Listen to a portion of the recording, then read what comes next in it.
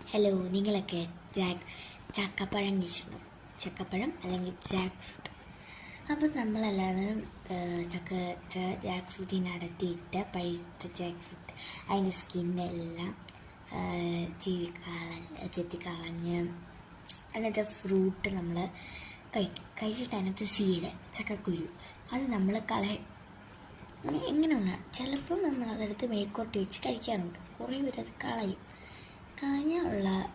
കളഞ്ഞാൽ മേൽക്കോട്ടേക്ക് വെക്കും, നമുക്ക് നഷ്ടം. ഇപ്പോൾ ഒരു വീട്ടമ്മ 7 ലക്ഷം രൂപയാണ് ചക്കക്കുരുവിനും കൊണ്ട് സമ്പാദിച്ചത്. 7 ലക്ഷം രൂപയുടെ മുതലാണ് നിങ്ങൾ കളഞ്ഞും തിന്നും കുടിച്ചൊക്കെ ഇരിക്കുന്നത്.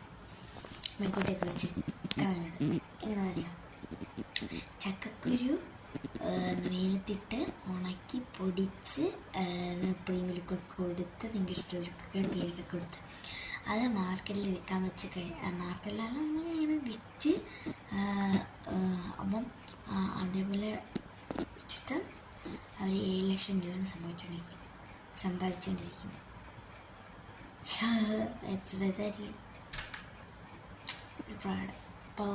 പ്രൗഡായിരിക്കും. നിങ്ങളൊക്കെ ഇങ്ങനെ സമ്പാദിച്ചിട്ടുണ്ടെങ്കിൽ ലൈക്ക് ചെയ്ത് ചാനൽ സബ്സ്ക്രൈബ് കമൻറ്റ് ചെയ്തേക്കണേ. Bye bye.